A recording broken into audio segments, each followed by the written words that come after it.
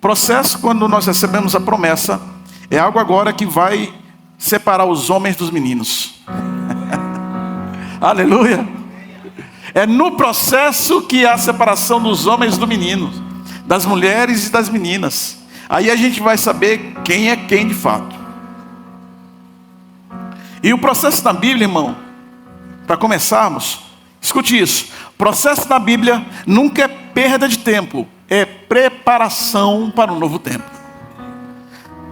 Processo na Bíblia nunca é perda de tempo, é preparação para um novo tempo. Filipenses capítulo 1, versículo 6, se eu não me engano. E aí eu peço ajuda aí. Quem está ali hoje é a Nathalie, é top. Ó, Nathalie, então vamos pregar junto, tá bom? Então assim, Filipenses capítulo 1, versículo 6. Paulo escreve a essa igreja dizendo: e eu estou plenamente convicto de que aquele que iniciou a boa obra em vós há de concluí-la até o dia de Jesus Cristo. Ele começou, ele vai terminar. Por isso que eu falei sobre a promessa, e aí eu pude corrigir um pouco da canção, que nós sempre batemos nela, né?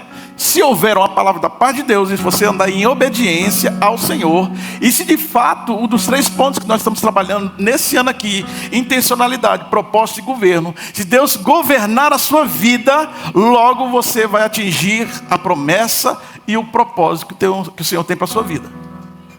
Ele falou, Ele é fiel para cumprir. Ele vai fazer. Amém? No conceito e no significado bíblico de processo, a palavra processo não aparece literalmente nas escrituras como usamos hoje. Então você não vai ver muito essa questão biblicamente falando. Mas biblicamente processo, escute isso, são palavras que eu quero liberar ao seu coração. Nós estamos fundamentando o início desse ano para trilhar um ano de promessa, processo e propósito, onde nós vamos chegar no nome de Jesus, amém? Daquilo que o Senhor já dissera a nós há 10, 11, 12 anos atrás. Eu creio que a promessa de Deus vai se cumprir na casa de adoração profética. E é uma das promessas que Deus tem para essa casa. Então, biblicamente, processo é o caminho intencional de Deus entre a promessa e o cumprimento. Então a palavra processo, ela não aparece literalmente nas escrituras, como nós usamos hoje, mas biblicamente processo é o caminho intencional, amém? Estão comigo? Intencionalidade é um caminho intencional de Deus entre a promessa e o cumprimento, onde Ele trabalha mais em quem nós somos do que aquilo que nós vamos receber.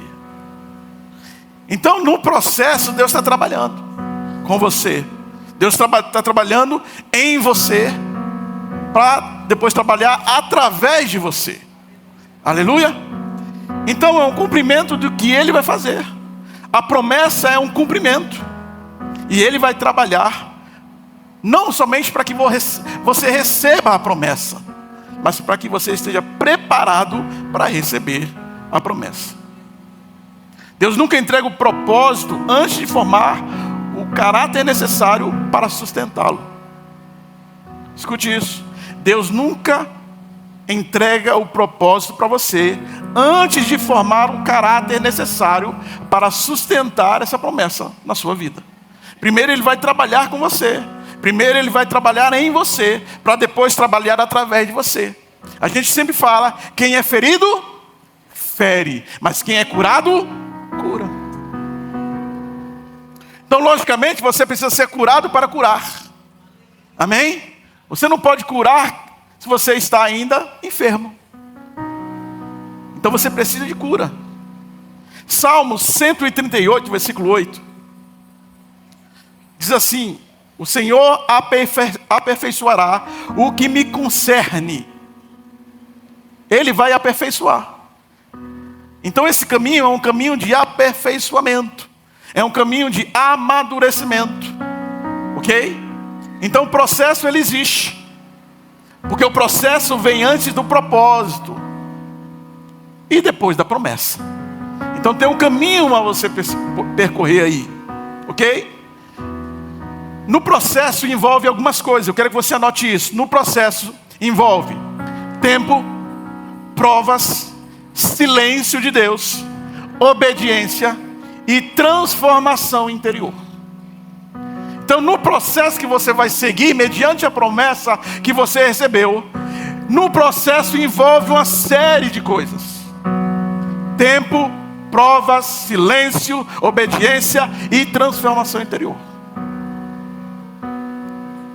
Não existe na Bíblia, irmãos, promessa sem processo.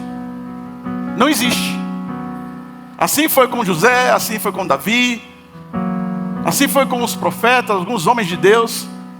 Não existe na Bíblia promessa sem processo. E eu quero aqui poder trazer e fundamentar esses 3 P's: de processo, promessa e propósito. Ou melhor dizendo, de promessa, processo e propósito.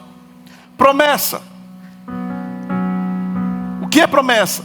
Revela o que Deus quer fazer. A promessa sempre vai revelar o que Deus quer fazer.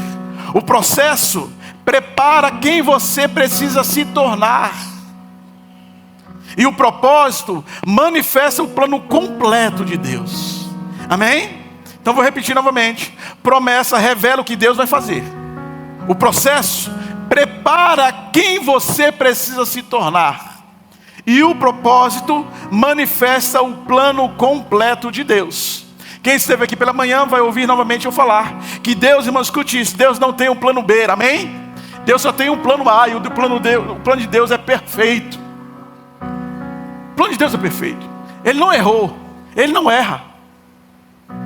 O plano dele é perfeito. Como eu falei pela manhã, como diz o Disco Praise não, o Renascer Praise, né? Jesus, o plano perfeito. Ele é o plano perfeito. Então assim, eu vou fazer isso com o Arthur, mas Arthur, se não der certo eu tenho para você o plano B. Não, com Cristo não é assim. Com o Senhor não é assim. Ele tem um plano, e o plano dele é perfeito. E você vai se encaixar nessa promessa que Ele tem para a sua vida. Ele precisa trabalhar no seu caráter, Ele precisa trabalhar em você. Lembra do que nós iniciamos falando? Que Deus precisa primeiro sustentar você, para que você receba a promessa. Porque tem algumas coisas que precisam ser mudadas sem você. Ok? Amém ou não? Exemplo disso, e um exemplo claro, é José, que recebeu a promessa em sonhos. Só que José recebe a promessa em sonhos, como nós falamos aqui. Promessa revela o que Deus vai fazer. Processos prepara quem você precisa se tornar. O processo que José do Egito passou, ele passou por vários anos, né? Nesse processo, ele foi vendido, foi jogado no externo, foi escravo, foi preso inocentemente, até atingir o propósito que o Senhor tinha na vida de José do Egito. Qual que era o propósito que Deus tinha na vida de José do Egito, irmão? Não, só um de cada vez. Governar o Egito. Esse era o propósito que Deus tinha na vida desse menino. Ele recebeu a promessa da parte de Deus. Deus trouxe a ele em sonhos. Ele compartilhou com os irmãos. E eu falei hoje pela manhã que interessante, irmãos, que a maioria das coisas que pode barrar a sua promessa acontecer tem a ver não com os de fora, mas com os de dentro. Tudo tem a ver com os irmãos. Amém? Quando o salmista fala assim, preparas uma mesa perante mim na presença dos meus inimigos, Davi estava falando dos irmãos dele. Davi não era bem, como diz o Alexandre, né? Bem visto e bem quisto pelos irmãos. O pai era, tipo assim, nem sabia às vezes que o menino era quem era. Quando Samuel chega para falar assim, cadê o menino? Onde está o menino? Não, Deus me trouxe aqui para ungir o menino. Não, tem um no campo, esquecido. Quem sabe você é um desses esquecidos do Senhor. Com José do Egito foi diferente. O problema, Jordânia, que ele teve foi com os irmãos. Então assim, o problema que você vai ter nessa casa, às vezes vai ser com os seus irmãos. Aguenta firme, segura a onda. Não pula para outra igreja não, fica aqui. Deus está tratando com você. Irmão, tem gente que Deus precisa colocar na sua vida para tratar você. Sabe aquele irmão xiita e chato? Olha para o lado assim, bem disfarçadamente, e fala assim, é tu? Ele faz parte do processo de amadurecimento na sua vida. Sabe aquele irmão que pega no teu pé? Aquele irmão que fala aquilo que você não quer ouvir, mas aquilo que você precisa ouvir? Esse é o dos bons, irmão. Porque Deus está colocando na sua vida para trabalhar o seu caráter. Estava conversando hoje, discipulando o Arthur ali, conversando, né, Arthur? A gente trabalhando ali. Eu falei, meu filho, às vezes Deus coloca pessoas na sua vida para trabalhar você, para trabalhar isso, para trabalhar aquilo, para trabalhar a sua ira, para trabalhar o seu nervosismo. Deus está trabalhando com você, porque o plano que Ele tem na sua vida é muito maior. A gente pensa pequeno, a gente olha pequeno, mas Deus vê coisas grandes na nossa vida. Então José recebeu a promessa, sonhos. José passou por um processo, e anos de processo. Não foi um dia, não foi 15 dias, não foi um ano. Foram anos de processos. Mas, de alguma forma, se cumpriu o propósito. Governou sobre o Egito. Lembra que eu falei sobre promessa? Quem estava aqui e quem anotou vai estar ligado nessa mensagem. Que a promessa que Deus tem na sua vida não tem a ver somente com você, tem a ver com o outro. Porque Deus pensa em algo grande. Deus não fez um monopólio com você, irmão. Amém? Deus não fez um monopólio comigo. Então, se Ele tinha uma promessa para mim, na minha vida, na vida da minha esposa, na vida dos meus filhos, é para algo grande, é para algo maior, é para atingir uma cidade, amém? Então, o que Deus tem para a sua vida é muito maior, é muito grande, é coisa grande. E não para em você. Então assim, nada que acontece no processo é desperdício. Tudo foi treinamento espiritual e emocional. Escute isso, grave isso. Tudo que vai acontecer na sua vida não será desperdício. Tudo é um tratamento de Deus. Tudo é um treinamento de Deus, seja ele espiritual e emocional para a sua vida.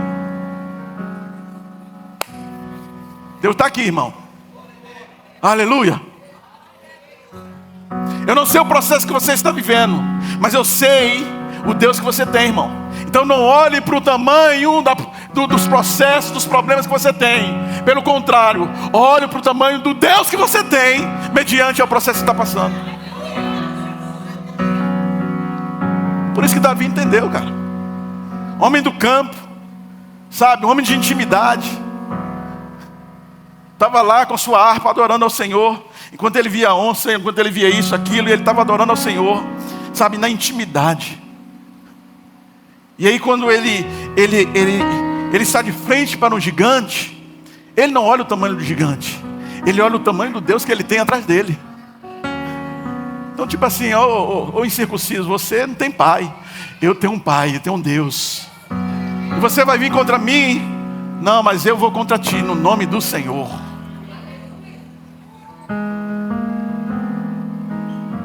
E aqui eu quero citar alguns pontos, se não me engano 4 pontos. As dificuldades que enfrentamos no processo. Algumas dificuldades que nós enfrentamos no processo. Primeira dificuldade: o tempo parece injusto. O tempo parece injusto, porque a cronologia sua não é de Deus, nem a de Deus não é a sua. Não é no seu tempo. Porque algumas pessoas querem fazer uma oração de ter determinação, colocar Deus na parede e falar assim, o Senhor tem que fazer. Ei, você esqueceu que você é filho e servo, e Ele é pai e Ele é dono? É Ele que faz tudo. Irmãos, quando você lê o livro de Jó, principalmente nos primeiros capítulos ali, e entender que Jó era um homem temente a Deus, se desviava do mal. O que mais? Quais qualidades? Justo, reto. Quem deu as qualidades para Jó? Foi o pai dele? Biológico? Foi quem? Deus. Vixe, meu servo Jó, homem temente. Mas lá no capítulo 42, mais ou menos, aí me quebra. Porque aí Jó quer dar uma de justo demais. Aí eu gosto muito dessa frase. Fala assim, ei, se levanta agora, que agora eu vou falar contigo. Tu tá achando o que, Jó? Aonde você estava quando eu fiz os céus e a terra? Onde você estava, onde eu fiz os luminares, onde eu fiz a separação, diz tudo. Quem é você, Jó? Aí eu tenho que abaixar a minha insignificância. Cara, Deus falou isso com Jó. As qualidades foi Ele que deu. Mas na hora do momento, fala assim. Aí na humildade, sabe, bom? Na humildade do processo que Jó estava passando. Porque quantos conhecem a história de Jó aqui, amém ou não? Meu irmão do céu. O processo que aquele homem passou. Sabe? Em perder os filhos. Escute isso, e às vezes, irmãos, quando uma mulher é tola, Deus não mata não. Vou deixar para perturbar a tua mente. Ele vira para a mulher, tu falas como uma louca. A mulher falou assim, amaldiçoa esse teu Deus, filho de uma mãe, e morre.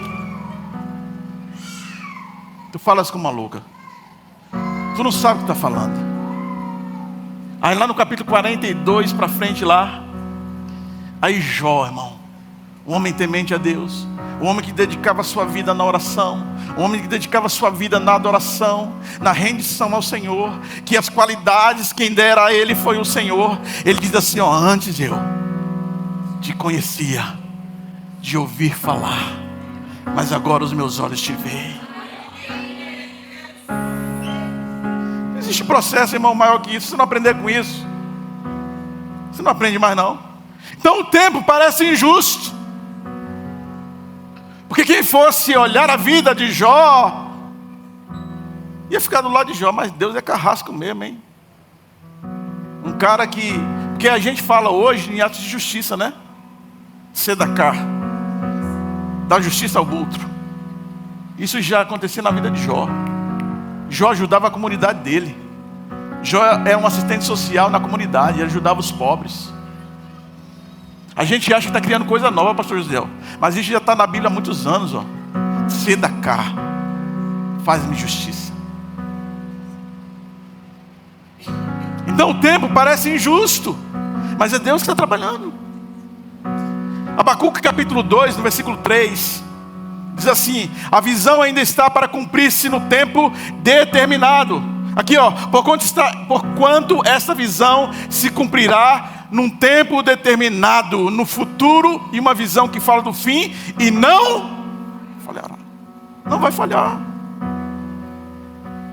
Então, a maior luta no processo é o relógio de Deus, que quase nunca ou quase sempre não combina com o nosso. O relógio de Deus não é o seu relógio. Porque um dia para Deus é como 1000. Então, irmão, não pensa que é no seu tempo, não é fast food, não é na hora que você pediu. Entendeu?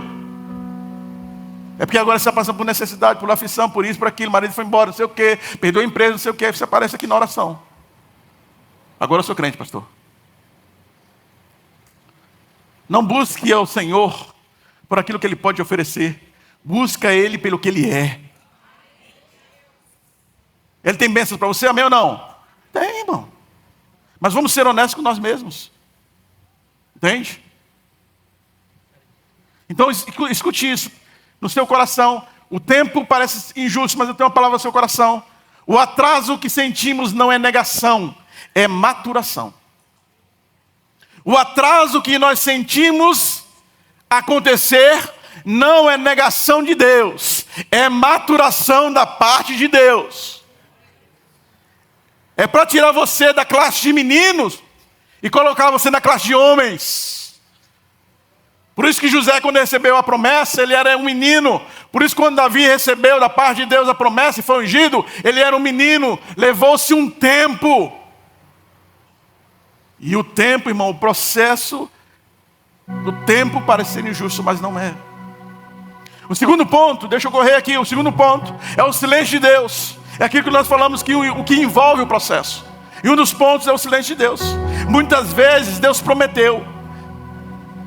E tem muitas vezes que Ele não fala mais nada. Ele prometeu. E tem um momento que Ele... Aí você vai, irmão, para oração, você vai. Para o jejum, você fica igual uma barata tonta. procura a igreja, procura um profeta, ninguém fala mais nada. Mas diz, segundo a irmã Cassiane, quando Deus está em silêncio é porque Ele está.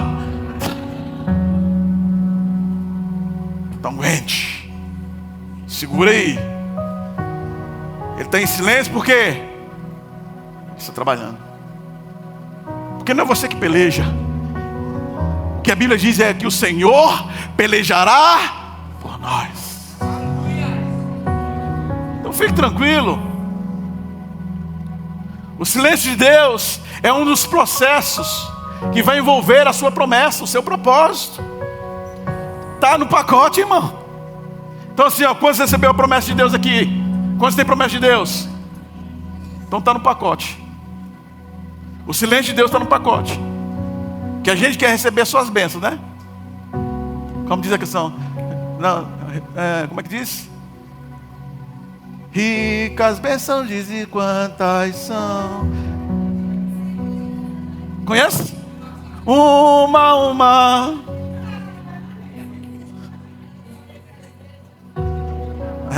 Aqui tem mulher do coque, hein? Falando em mulher do coque, nós temos a terça-feira aqui, irmãos, que foi poderoso. Quarta-feira, né? E nós vamos ter a última quarta-feira. Mas ó, eu estou vendo aqui pelos olhos da fé. Vai ser toda quarta-feira, no nome de Jesus. E tinha gente aqui, viu, gente? Eu estava ali, vendendo os uniformes ali, Bruno. Mas aí eu fui comovido a voltar à minha nostalgia. Eu falei para o menino lá, prepara um violão que eu vou tocar para essas mulheres. E eu vim aqui e toquei para elas. E como foi curador para mim, irmão? Como foi gostoso aquele momento. Que eu aprendi a tocar com elas. Eu tinha 12, 13 anos quando eu recebi o primeiro violão da minha mãe de presente. O silêncio de Deus faz parte. Mas escute isso. O silêncio de Deus não é a ausência. É Deus nos ensinando a andar por fé e não por sensação. Vou repetir para você de novo. O silêncio de Deus não é ausência.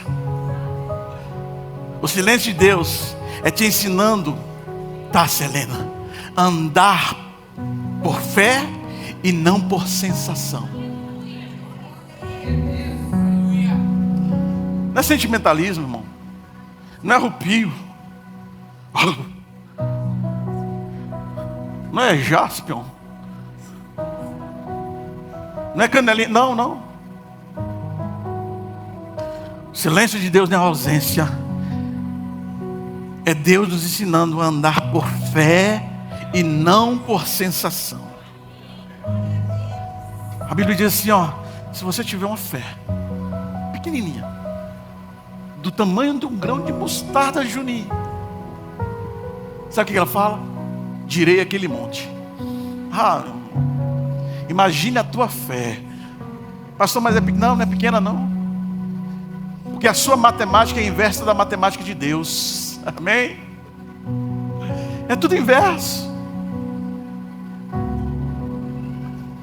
O fraco para Deus é o forte. Diga o fraco, eu sou forte. Porque a fortaleza não é em você, é nele. Terceiro ponto, o confronto com as nossas limitações. No processo que você está passando, o orgulho é quebrado, a autossuficiência cai e as feridas da sua vida vêm para fora.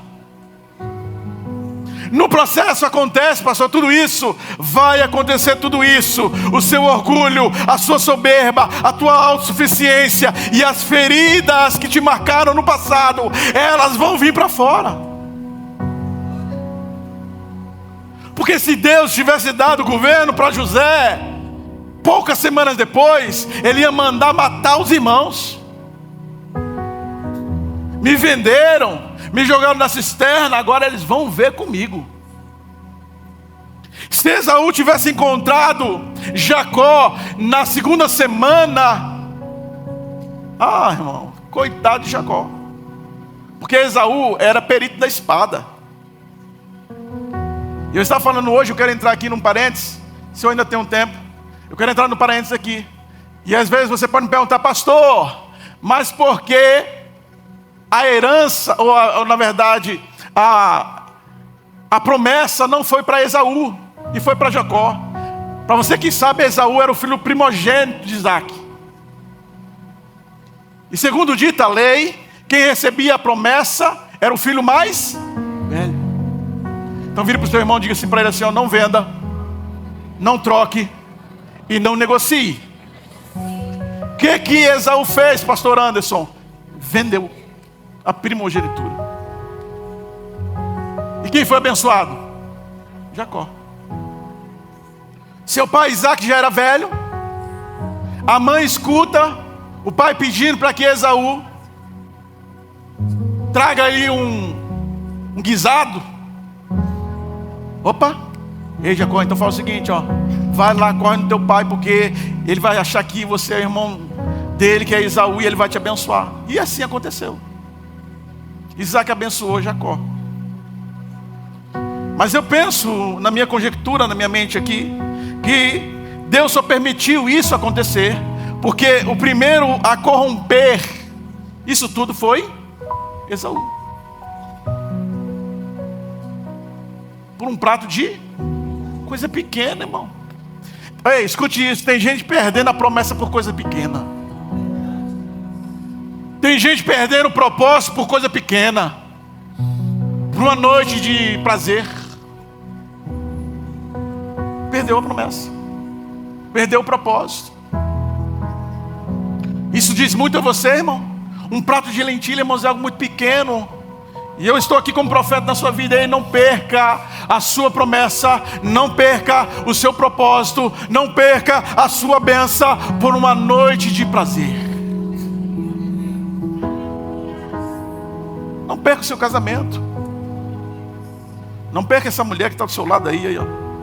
Esse homem lindo e maravilhoso. Se não for, profetiza, irmão. Fala assim, tu és. Tu não és tão belo assim. Mas eu profetizo que serás.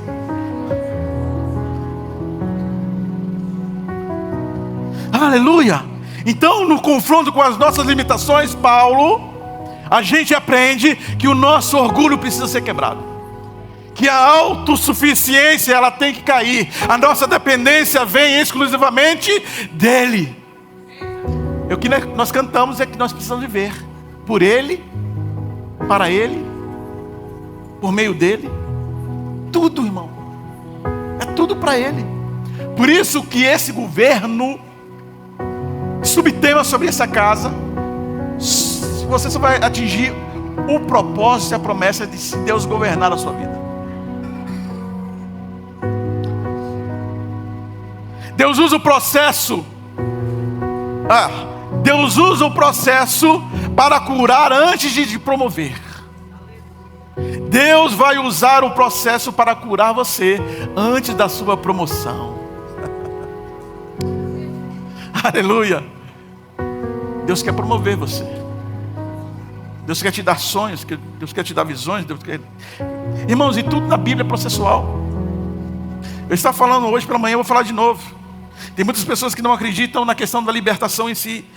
Quando eu aceito Jesus, eu sou salvo. Confessei ele, agora sou salvo. Mas libertação tem a ver com conhecimento. Vocês estão comigo? João 8,32 diz assim, ó: e conhecereis a verdade, e a verdade vos libertará. Não, só esse texto não dá para mim não, pastor. Então tem outro texto. Prossegui e conhecer ao Senhor. Então você tem que caminhar. Você tem que conhecer. E aí você vai ser conhecido por Ele. Amém? Até no processo de liderança e pastoreio, Paulo diz assim, ó, que não é bom que os neófitos na fé se tornem líderes na igreja. Porque tem um tempo de tomar leite. Tem um tempo de comer papinha. E falar em papinha, hoje nós tivemos uma feijoada muito boa. Parabéns às pessoas que fizeram essa feijoada. E vai ter o tempo de você comer feijoada. Amém? Por isso que a vida ministerial, a vida, irmãos, escute isso. A vida, ela é processual. Você precisa passar por um processo. Por isso que Deus falou assim: porém somente eu sou o caminho, a verdade, é um caminho. Sabe, o cego Bartimeu estava chamando a atenção de Deus: ei, filho de Davi, tem misericórdia de mim. E muitas das vezes quem julga a igreja, quem condena é os discípulos ou apóstolos. Mas eu ouvi uma voz. E Deus dá atenção a vozes que chamam a atenção dele. Às vezes não chama a sua atenção, mas está chamando a atenção dele. Naquele momento, aquele homem entrou no caminho para nunca mais sair. Aquela mulher de João 8 foi perdoada segundo a lei, que ela deveria ser apedrejada. Jesus chega, irmãos, no momento para trazer cura, libertação e dizer para ela: ei, mulher, perdoados estão os seus pecados, agora vai e não peques mais. Pastor, eu errei, eu falhei, eu fiz isso, eu fiz aquilo, eu tenho nojo de mim mesmo porque eu fiz muitas coisas. Pastor, ei, Deus é o Deus da restauração. Ele quer restaurar a tua vida hoje. Isso fez parte de um processo dolorido na sua vida. Quem sabe você fez coisas, sabe, pastor, se eu contar minha história aqui, eu fico envergonhado. Deus está aqui hoje não para te julgar, não para te condenar, mas Deus está nesta casa hoje para salvar a sua vida. É o que Ele falou para Zaqueu. Mas Zaqueu teve uma mudança interior, sabe? Zaqueu começou a colocar tudo para fora. Zaqueu, ele não culpou ninguém, irmão. E aqui, no processo que nós vamos viver, irmãos, nós vamos lutar com várias pessoas, ou com situações adversas. Quais são os nossos inimigos no processo? O diabo, a sua carne e o seu eu. Então tem coisas que não é o diabo, cara, é a sua carne, são as paixões, são as concupiscências, são os seus olhos, é a impureza sexual encarnada em você. E aí por isso que nós oramos, porque nós somos fracos. Por isso que nós estamos igual louco ou que você acha: porque só na igreja, oração, esse negócio de oração, irmão, é porque eu sou fraco.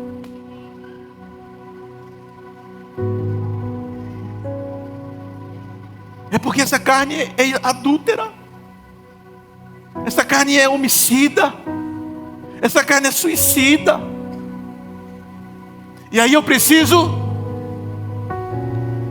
Gálatas 2:20, eu preciso estar aqui, crucificado. Crucificado. Aí você vai entender o que é oração. Porque tem a ver muito mais comigo do que com algum pedido que eu queira fazer. Você está entendendo, irmão? Aí que o orgulho é quebrado, aí que a autossuficiência é quebrada, aí que a soberba é quebrada, aí que as obras da carne são lançadas fora, e aí entra o fruto do Espírito. É uma mudança interior primeiro. Aí Deus começa a arrumar a casa. Nós decidimos aqui, eu e minha esposa, o Ministério de Libertação nessa casa, nós só vamos trabalhar com libertação quando você decidir de arrumar a sua casa. Eu não quero ser aqui o Zé Gotinha, irmão, da vacina em vocês. Nós vamos tratar essa causa. Você precisa confessar pecado, irmão. Você precisa colocar sua casa em ordem. Você não é o sacerdote que sua esposa esperava. Você, mulher, não é a mulher sábia que seu marido esperava. Você precisa confessar os pecados. A palavra de Deus diz no Provérbio capítulo 28, que fala que aqueles que camuflam os seus pecados nunca prosperarão. Prosperidade não tem a ver somente com dinheiro, irmão. Prosperidade, pastor Marco, tem a ver com mente, com intelecto, com saúde emocional, com saúde física, com saúde espiritual, com saúde conjugal. É muito mais daquilo que você imagina, irmão. Deus está falando com você hoje, irmão. Tem coisa aqui que é bom que você anote, que eu estou sendo movido pelo Espírito para direcionar a sua vida hoje. Então tem coisas, Júlio, que não é o diabo. Tem coisas que é a sua alma. Tem coisas que são as suas concupiscências, são os seus desejos desenfreados. O que é concupiscência, pastor? É um desejo desenfreado. Você quer frear ele, mas você só não consegue não. Se você não estiver na cruz. Agora vivo não mais eu. Não é? Você pode cantar?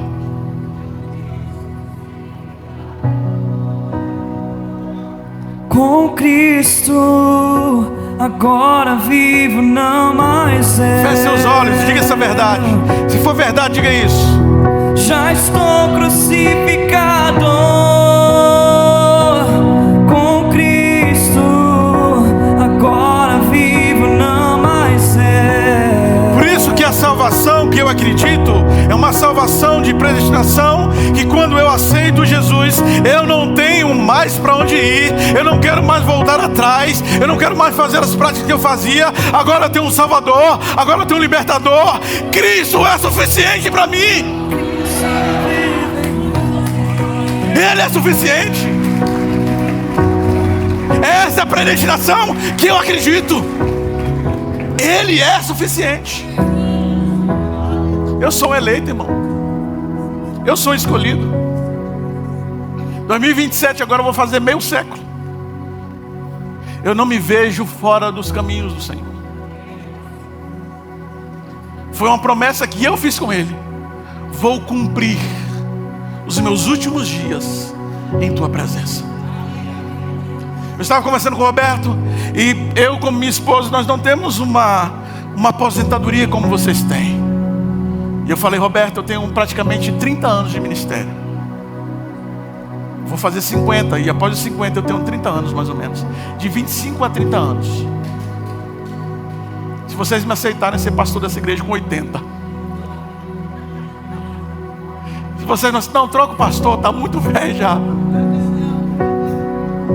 Mas se vocês me aceitarem lá, eu tenho 30 anos ainda. Vou fazer 50 ano que vem, tenho mais 30 anos. É um processo. É o confronto das nossas limitações. É onde Deus quebra o meu orgulho, irmãos. Irmãos, eu sou filho único. Filho único. E o filho único, ele tem dois defeitos. Um dos dois. Ou um ou outro. Ou ele é orgulhoso, ou ele é egoísta. Irmão, eu nunca fui egoísta. Tudo que eu tinha eu repartia. Isso até hoje. Minha mãe, meus pais não eram tão ricos assim, mas o que eu queria, irmãos, eles me davam. Eu lembro, irmãos, que eu tinha uma caixa desse tamanho assim, ó, de avião. A gente fazia cidadezinha na rua com os meus aviões. E só eram os meus, não era não, Léo, só eu que tinha uns avião. Só eu que tinha bicicleta azul. Mas nunca fui egoísta. Todo mundo brincava nos meus aviões, na minha bicicleta, no meu videogame. Minha casa era cheia. E as pessoas perguntam até hoje, né? As pessoas perguntam assim: pastor, você não sofreu não? Eu falei: não. Eu tive muitos amigos, de primos. E a minha casa, a minha rua era muito movimentada. Eu era cheio de amigos. Para você que não entende, meu nome é Sidney César. Sidney vem de justo. César vem de amigos de muitos.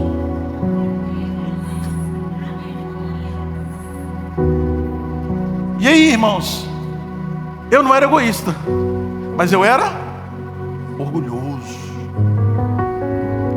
Tipo assim, brigou comigo, eu tenho uma caixa cheia de avião.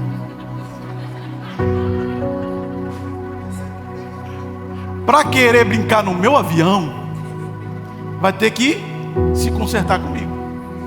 Orgulho. Deus foi quebrando o meu orgulho. a minha autossuficiência. Sabe? Deus foi quebrando algumas coisas em mim.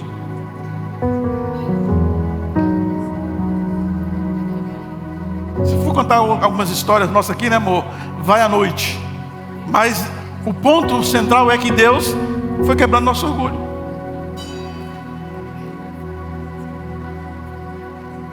Deixa eu correr aqui. Pessoas não entendem sua promessa. As pessoas nunca vão entender a sua promessa. Muitas vezes outros vão desacreditar você, vão tentar apressar você. Muitas vezes outros vão tentar te parar. As pessoas vão tentar te parar. Entende? E muitas das vezes, irmãos, não é um julgamento, é cuidado. Eu lembro como se fosse hoje, né? As minhas cunhadas ali, elas tinham um grande receio, um grande medo do nosso pastoreio. Porque o meu sogro, ele sofreu muito no evangelho. Falou: Lu, você é louca para ser uma pastora. Mas era cuidado. E às vezes essa como é que fala o nome? Desacreditar, não é que você está desacreditando no ministério. É um cuidado excessivo. Quando nós saímos da 210 para vir para cá, a minha liderança inteira não queria vir. Porque naquela época ainda nós não tínhamos um valor de subsídio. Então, pastor, deixa a gente cuidar da sua casa primeiro, pastor. A gente não tem verba ainda para pagar um aluguel dobrado como a gente paga aqui. Eu falei para ele assim: gente, eu respeito o cuidado de vocês, eu respeito o carinho de vocês, mas Deus falou comigo. Deus falou comigo que é tempo de avançar. Aí às vezes as pessoas perguntam assim: e cadê aquele homem de fé? Por que essa obra não está pronta ainda? Que eu entendo, irmãos, que Deus está trabalhando no silêncio. Eu entendo que Deus está trabalhando e nos formando primeiro. Eu entendo que ainda nós somos crianças, jovens, adolescentes. E quando chegarmos à fase adulta, Ele vai entregar para nós. Escute, José foi rejeitado pela família, Davi foi esquecido pelo pai, Jesus foi incompreendido pelos seus. Então escute isso: pessoas vão tentar paralisar a sua promessa. E muitas das vezes é um cuidado que às vezes eles não estão vendo, mas você está vendo, sabe? E às vezes minha esposa assim falou: amor, eu estou com medo. Foi Deus que nos deu a palavra. Porque eu sou, irmãos, algo de qualidade que eu tenho é uma identidade formada. Para tirar alguma coisa da minha cabeça é difícil. Pastor, não vamos fazer não, bora. Começamos, vamos até o final. Esse retiro aí, irmão, a gente estava com medo de vender os rins, de vender alguma coisa. Mas nós vamos fazer. E para a honra e glória do Senhor, sexta-feira, se Deus quiser, nós estaremos lá no Mergulhando. Foi fácil, pastor? Não. Teve mais cabelos brancos nesse tempo? Sim. Mas se Deus deu promessa, Ele é fiel para cumprir. Para terminarmos aqui, porque já tem um horário avançado. Tentação, a tentação de desistir ou atalhar é o quinto ponto. O inimigo não vai tentar roubar a tua promessa. Escute isso: o inimigo não vai tentar roubar a tua promessa. Ele vai tentar te tirar do processo. Sabe por quê? Porque a promessa você já tem. Quem disse a promessa foi Ele, e com Ele ninguém pode deter. Então Ele não vai tentar mudar a promessa. Ele vai tentar tirar você do processo. Porque a promessa Ele já te deu. Porque a promessa já foi entregue. Porque a promessa que Deus tem, irmão, se torna em um compromisso, se torna em uma aliança. Como é bom ver o arco-íris, né? Amém? E lembrar que um dia Deus fez uma aliança com o homem.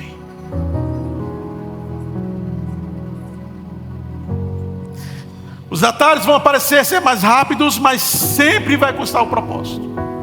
Então não pegue atalhos. Vira para o seu irmão com cara de profeta, com cara de leão e voz de profeta, e fala assim: ó, não pegue atalhos. Tu pegou o atalho, né?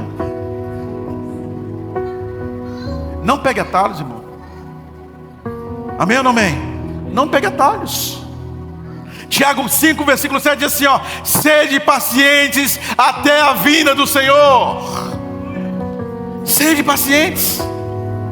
Agora, o que Deus produz em nós, pastor, no processo, anote isso aí, ó, no seu coração, na tábua do seu coração. O que Deus produz em nós no processo, Ele produz em nós maturidade espiritual, dependência dEle, autoridade verdadeira, discernimento, humildade e uma fé sólida.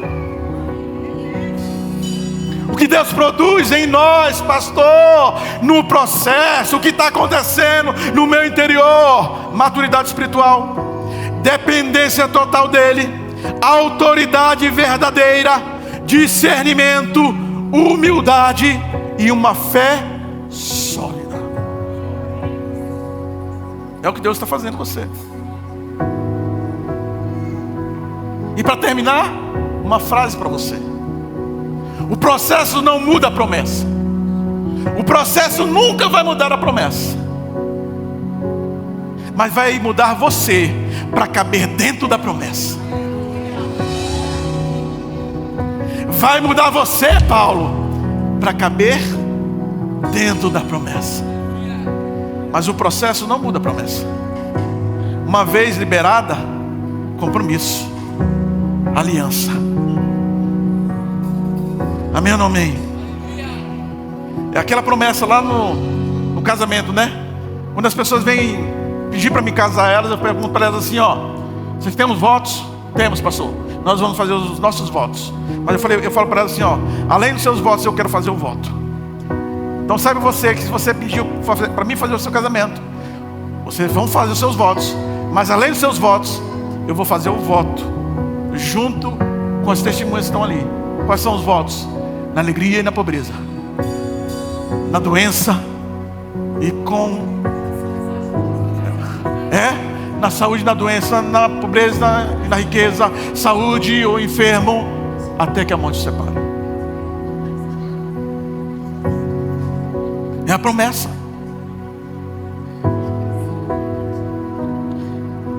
Deus não é Deus casamenteiro, irmão.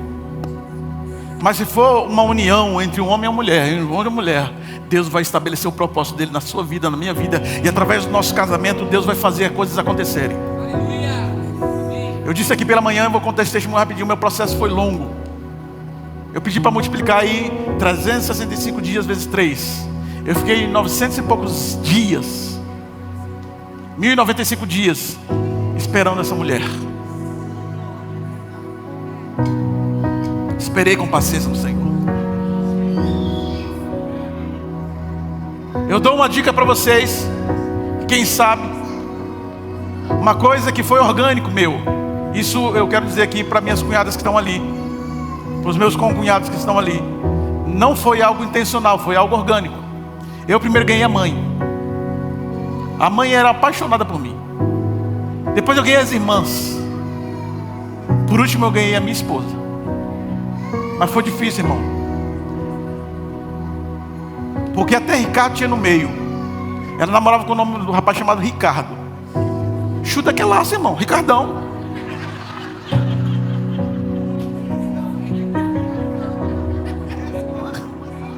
É só discernir, varão.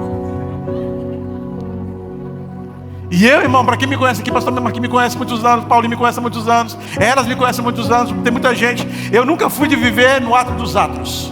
Eu sempre fui de viver na sala do trono. Ou eu ia encontrar ela, ou ela ia me encontrar. Porque Deus não é Deus casamenteiro, mas Ele une o propósito. Porque Ele apresenta os seus a Ele, a ela, ou apresenta ela aos seus. E eu estava lá. Quem sabe Deus falou assim, ó: eu tenho algo melhor para a sua vida, Luciana. Não é um homem loiro, de cabelos lisos. É um homem um pouco queimadinho do sol. Mas é um homem de Deus. Não é um homem religioso que carrega uma Bíblia debaixo do braço, que usa um paletó, uma gravata para dizer que é o... Mas é um filho. Ele tem os erros dele, ele tem os problemas dele, ele já pecou, ele já errou na vida. Mas eu tenho o coração dele. Sabe o que importa, Paulo? É quando Deus governa a sua vida. Isso que eu estou dizendo aqui, você vai errar, irmão. No meio do caminho você vai errar, você vai falhar. Mas sobretudo, você vive na dependência e no governo dele. E quando você errar e quando você falhar, você vai vir aos pés da cruz. E você vai dizer, não colocando culpa no outro, não justificando, fala assim: Senhor, eu pequei contra ti. E somente contra ti eu pequei. Me perdoa. Dai-me uma segunda chance. No mergulhando nós vamos concluir essa mensagem. Eu não consigo pregar no domingo, já dando spoiler para você, porque no domingo quem vai estar conosco lá é o João Paulo, do Céu na Terra. Mas quem sabe eu pregue no sábado. E se você que anotou essa mensagem da promessa, do processo e um pouco do processo para definirmos um propósito, na verdade nem termina o propósito lá, esteja lá conosco no sábado. Vamos ficar em pé para a honra e glória do Senhor. Deus abençoe sua vida. Nós vamos participar da ceia agora. Amém? Eu quero que seja bem rápido essa movimentação. A Ana, Paulo, o Giovanni já pode preparar aqui. Eu peço perdão a você, passamos um pouco do horário, mas eu precisava trazer essa mensagem para você. Amém? Eu queria que o Ministério Hadash, não sei se o Davi já tem uma canção aí, mas eu queria que essa canção fosse ministrada. Eu queria que você fizesse essa canção como uma oração, que de fato você pudesse ser intencional em deixar na cruz tudo o que passou. Quem sabe você abortou um filho, quem sabe você se julga até hoje por ter abortado esse filho. Quem sabe você, fez coisas que até o diabo duvida. Mas Deus está aqui hoje para restaurar a sua vida. Então que essa oração seja uma oração verdadeira. Deixe na cruz. Pai, eu quero abençoar os pastores Marcos, Abel, Pati, esses obreiros, Diácono Fabrício, Sinara, Wesley, Andréia, Evando, a Isamara, Giovanni e Ana Paula, que preparou essa mesa, a Santa Ceia do Senhor. E eu quero poder aqui, Pai amado, me alegrar junto com essa igreja, onde nós vamos nesse momento agora participar da mesa do Senhor, até que o Senhor venha. Poder servir a noiva de Cristo, poder servir a igreja, poder servir a mesa do Senhor, até que Ele venha, no nome de Jesus.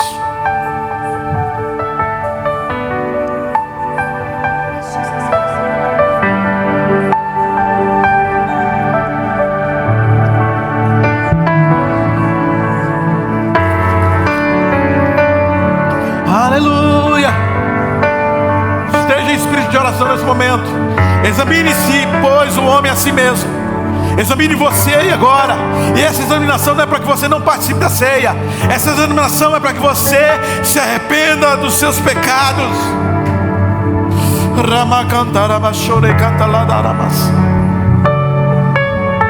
Tu que me sonda, Senhor.